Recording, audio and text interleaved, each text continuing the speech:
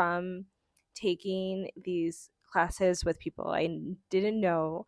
I didn't really meet beforehand. That I met through a WhatsApp group and going to an apartment building and dancing on a rooftop somewhere. That became the start of me really finding community. So when I first moved abroad in 2016 to Panama, I knew that I wanted to pursue dance because when I was in California, dance had always been a big part of my life. It is how I made friendships. Some of my closest friends were dancers. It was a way to express myself. It was a time when I just felt whenever I was dancing, whenever I was performing, I felt like I was the fullest extent or the most powerful, the most energetic, the most beautiful version of myself when I dance. So I knew that when I moved abroad, that dance had to be in some way, shape, or form a part of my life. But I wasn't sure exactly how that was going to come into fruition. I just knew that some way, somehow, dance was going to find me. So I wrote an article about this, but when I moved to Panama, I randomly found these Cuban salsa classes, and from taking these classes with people didn't know, I didn't really meet beforehand. That I met through a WhatsApp group and going to an apartment building and dancing on a rooftop somewhere. That became the start of me really finding community and connection while I was in Panama. I also linked up in Panama with other dancers who were there running a nonprofit organization, surrounded a nonprofit organization focused on movement and dance. So when I first moved abroad, dance was this like connection, this invisible connection that I was able to create with people that I didn't know, and some of those people have have become, and still are to this day, some of my closest friends. And so when I came to Spain, I was confident that, okay, I need to get myself into a dance class because I know that dance is going to be the way that I make friends. This is how I'm gonna, really make connections here in my new life in Spain. However, things didn't go as planned. Um, my first year, I don't think I danced at all, in the sense of going to dance classes or any type of like formalized dance. And this happened for many reasons.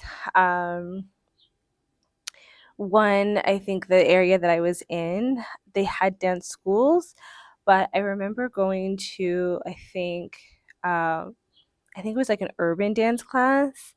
And it was just walking in, and the class was like packed. And as I looked around, I noticed that everyone was like significantly younger than I was, which is not a problem, but there was just a certain vibe to the the dance class when it was like everyone was younger than me. So I kind of just felt like, this is not quite for me.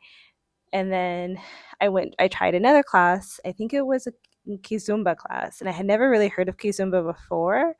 Um, and I just, again, felt like this really wasn't what I was looking for. This isn't my style. And then the pandemic came.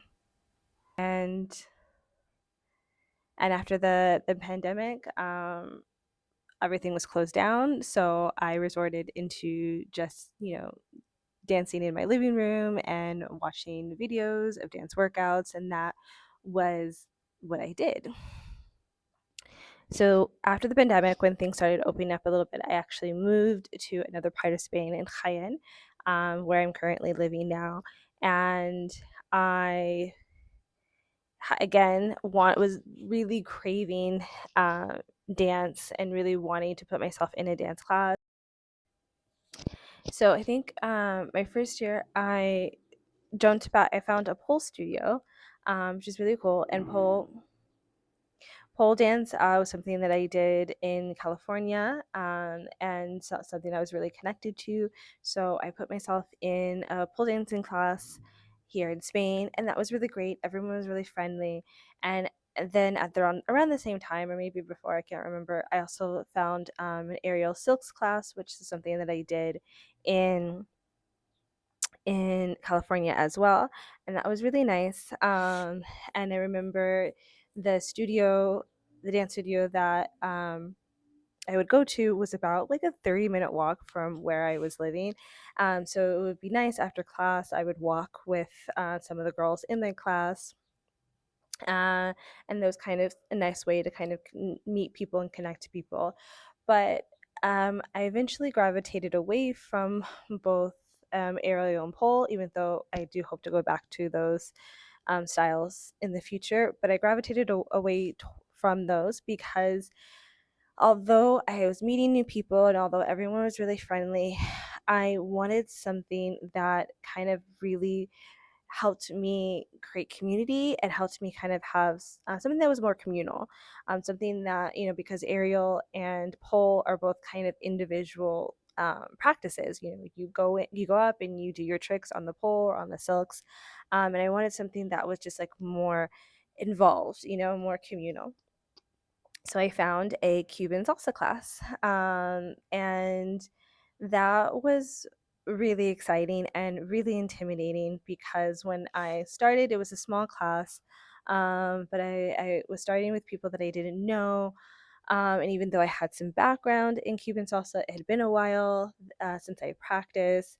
Also, being in a smaller city, the classes were fully in Spanish, and my Spanish, at that time was, still kind of a intermediate level, and so it was very intimidating. But through this year, I remember we got to, after a couple of months of classes, I remember our dance teacher saying, "Okay, we have the rumbon."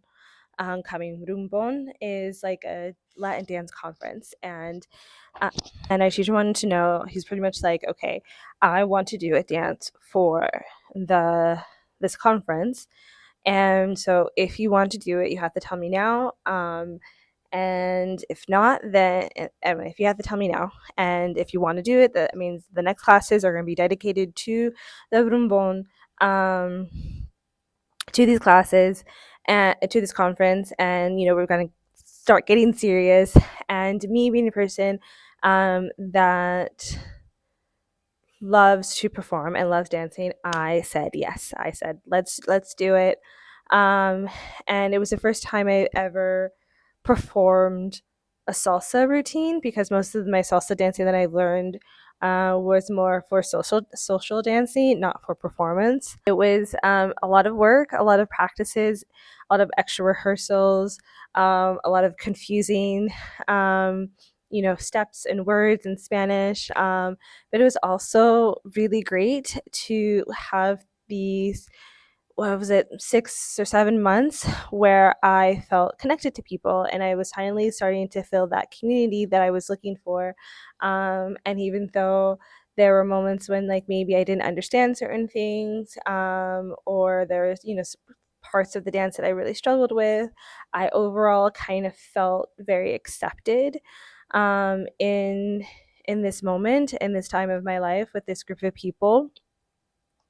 And when we finally got on stage, it was very rewarding to kind of do the scary thing, even though performing is something that does, I feel, come natural to me. I still do get nervous, and I still do, have those negative thoughts in my head, and performing something that I've never performed before as well was a hurdle to get over. But I felt really proud that I did it, and I created this little community for the moment. After the year after the class, the teacher wasn't available, and those and the kind of group that I had, the class that I had, kind of everyone kind of went their own ways, which is fine, because I am a believer that some people will come into your life for a moment, for a few months, and for or some will come in for a lifetime. But it's never really, we can never really decide for how long someone's going to stay in our life. We just have to value them when they're there, and hopefully they stay forever. And if not, then we just have to be grateful for the time that they spent. So that is a little bit, that is just the first chapter of following my passion and my dance journey in Spain. This journey doesn't stop with salsa, it continues with salsa and bachata, but it also extends to flamenco and Lindy Hop and Tap. And I will talk about those in another video. So if you want to hear more about my dance journey, then make sure you subscribe.